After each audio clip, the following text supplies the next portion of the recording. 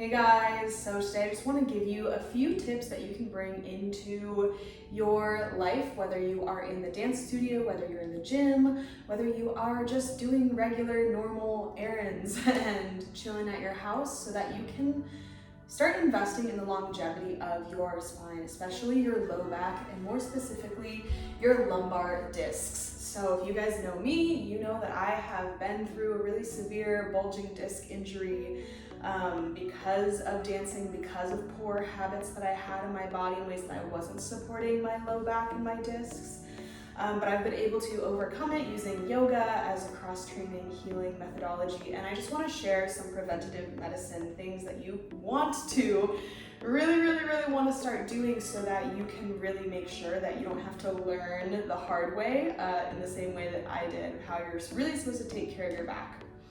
So there's just a few things that I see really common throughout the dance world, throughout the yoga world, just in general, that we do that puts this unnecessary strain on our lower lumbar that can start to really strain the discs and put them in a position of risking, poking out and bulging and hitting those nerves, which is what creates that debilitating pain, or even worse, herniating completely. So the first thing that I see people doing that I'm just no, please stop, is putting this excessive rounding pressure in their back, especially in forward folding things. So let me just get right into the examples. The first thing that I really want you to fix and stop doing and change altogether is when you are in a forward fold. This is typically what I see a lot of people doing. They kind of have their weight more back in their heels, they're locking into their knees, they're really thinking okay, I gotta have my legs straight, right? I'm getting a leg stretch, and then they'll do this through their back. And they'll be rounding through their spine a lot. Woo, and kind of just hanging out here. And now I totally used to do that as a dancer. I'd be yep, rounding. And we're even cued a lot of times to do this round, down through the spine, right? We've all done that, in a warm-up class or something. But what this does is this puts this unnecessary rounding and flexion right here in our lumbar. See how I'm kind of rounding, and there's actually a lot of weight right here, okay, right? Because my upper body is pulling forward, and there's this rounding, there's this kind of center of gravity and weight right here in my spine that is just so bad, especially if you're not engaging your core and you're just kind of hanging out, or even worse, just doing stuff like this, or the classic modern move that's ugh.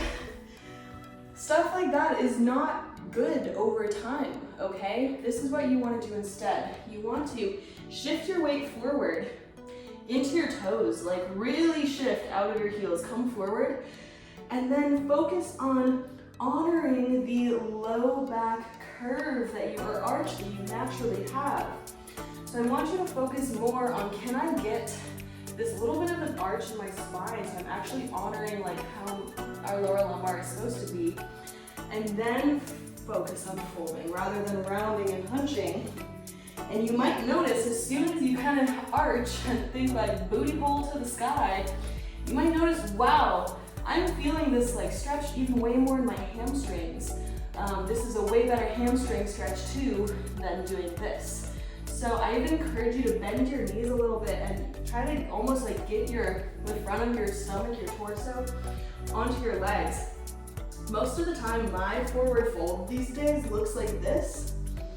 And I'm really focusing on how much can I arch, really try and get that low back, a little bit of an arch. And then I'll work towards, while I'm shifting my weight forward, starting to straighten those legs. This is gonna make your back so much happier than the first one, okay? This already feels so much better. And what you'll notice too is that you'll actually get a better hamstring stretch. When we do this, when we kind of get this tuck, when we're rounding, we're sort of tucking our pelvis a little bit. That actually kind of puts our hamstrings in a position where they're not getting stretched that well. So you're actually gonna get better hamstring flexibility too when you focus on really getting this kind of a shape going. So that's how you should change your forward folds. Same thing applies for if you are in a half splits here. You see a lot of dancers also kind of doing the same thing, trying to like, force themselves down and like get their forehead to their shin or whatever. What they're doing again, they're tucking, they're rounding, they're putting all this flexion, rounding force in their low back. Drop here, have a little micro bend in your knee. Again, I'm honoring my low back here, creating a little bit of that arch. And I'm drawing my front leg hip back and this hip forward, squaring off my hips. And again, oh, such a better hamstring stretch than this, okay? So you really wanna think, whatever you're doing, honoring your low back, and obviously using your core too, but think, micro bend in your knees. Bend in your knees as much as you need to prioritize getting this kind of a shape through your low back and your pelvis, okay? It's way better to focus on keeping your low back healthy rather than being like, oh, I can straighten my leg if I like round, okay? So that's number one huge thing. Really make sure when you are forward folding that you're actually still trying to get a little bit of an arch in your low back and you're not rounding so much. Same thing goes for when you are in a downward dog. So I see a lot of people wanting so bad to get their legs straight or wanting to, you know, get those heels to the floor that they'll do this. They'll round through their back and like lock into their knees and be like, okay, I'm doing it. Again, we're putting unnecessary strain on our low back when instead we should bend the knees if you need to. And see what I did there? I'm really thinking of taking my pelvis and like untucking it and getting that that posterior tilt, anterior, posterior. Don't quote me, I don't know the exact one, but you know what I mean, we're arching. Think, pop that pussy to the ceiling, okay? And now my low back feels a lot better. I'm honoring the natural curvature of my spine, pulling your core in. And yeah, maybe you're gonna have to bend your knees and then work towards straightening them. But above all, prioritize that long line through your back and thinking tailbone, booty hole up to the ceiling rather than this, okay? Here is gonna be so much healthier for your back. Also make sure you're not dumping through the rib cage. Knit your ribs together. Is so much better than this, okay? You wanna do that in your down dog. Same thing.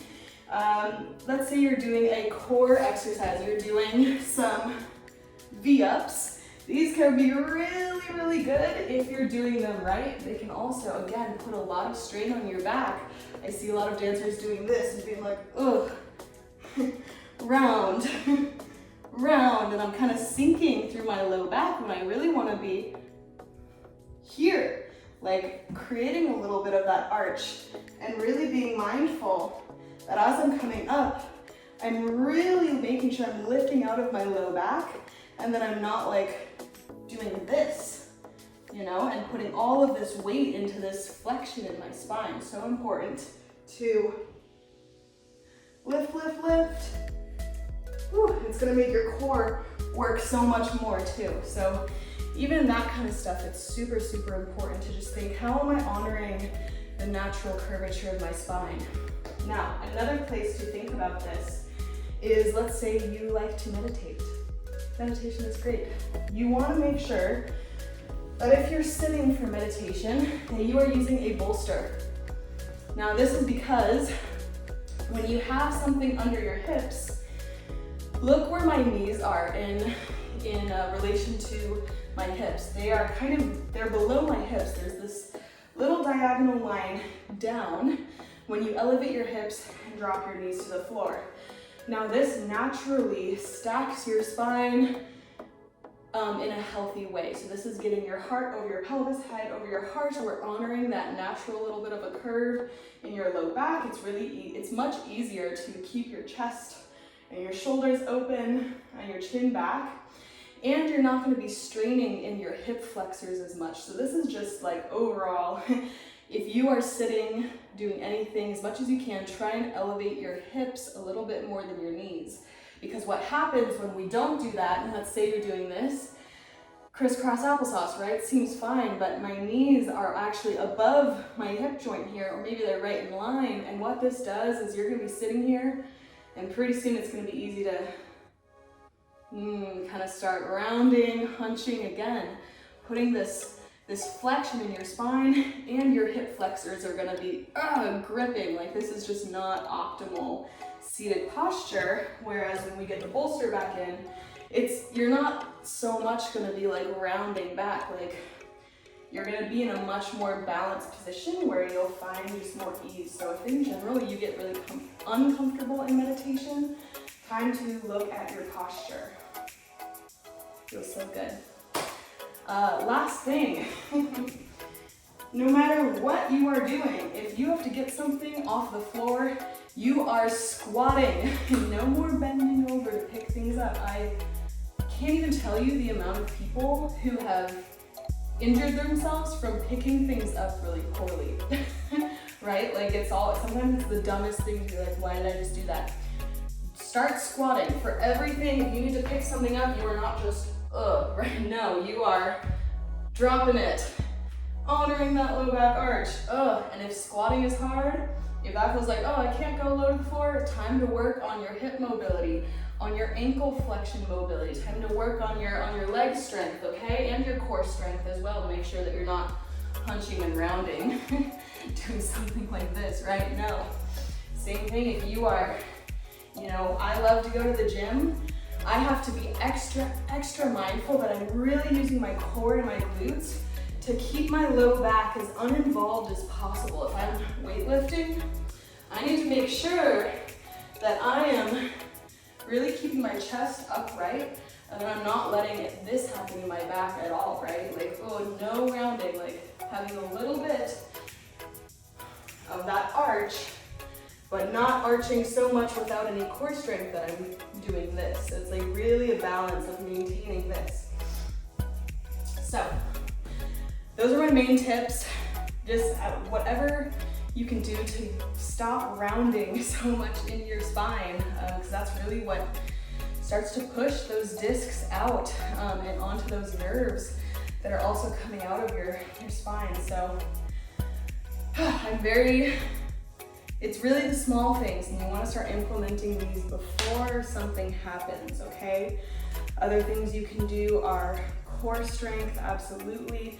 Working on activating those deep transverse abs, getting your glutes really active, stabilizing your lower spine, and there's a lot of things that can play into that too. We don't have time to get into all of it in this video, but just start here. And if this is something that you want to learn more about, if you want to learn how in your dance classes, in your yoga classes, in your cross training at the gym, that you can really protect your body, this is what I love to teach and what you will receive inside my mentorship program, Yoga for Dance Academy. It's really important to know what your potential blind spots are, okay? There are so many things that I learned in the recovery process from my injury that I was like, wow, I wish I would have known that, because I could have prevented this had I known this little thing that I didn't think was a big deal would actually add up to an injury. Like 90% of injuries that dancers experience are from little things building up over time, little unhealthy movement habits built up over time, compounded with the intensity of dance on the body, and things just all of a sudden show up. So you really want to nip those things in the bud, like before they even happen. You really want to figure out, where am I imbalanced in my body? Where am I not supporting myself? Where am I limiting my mobility or my flexibility because of some alignment thing that I'm not even aware I'm doing? So this program is a full top to bottom, feet to face kind of rewiring of your movement patterns so that you can find your blind spots, you can find where you're limiting your growth potential, where you're getting in the way of efficiently building strength and flexibility, and where you are kind of setting the stage for potential injuries, and rewiring all of that and changing the way that you feel how things happen in your body, changing the way that you operate as a dancer. in your cross training, in your dance classes, in your performances. So this is super important, guys. We only get one body. Longevity is the new flex, okay? And self-care is healthcare. I know as dancers, we are just out here with nothing but a foam roller and no health insurance. So it's really, really important that we future-proof our bodies and really invest in making sure that we feel completely confident that we are taking care of our body and be able to challenge yourself, right? We want to feel like we can go all out in the studio and not feel like a broken old granny the next day. So if that program interests you, you can find more info down below. Follow me on Instagram for all kinds of tips and trainings like this. But yeah, thank you for being here. I hope this helps you out. I hope this is adding years of longevity to your spine. And as always, if you need any support, send me a message. I'm always down to hook you up with some resources or some tips. All right, y'all. Talk to you soon. Bye.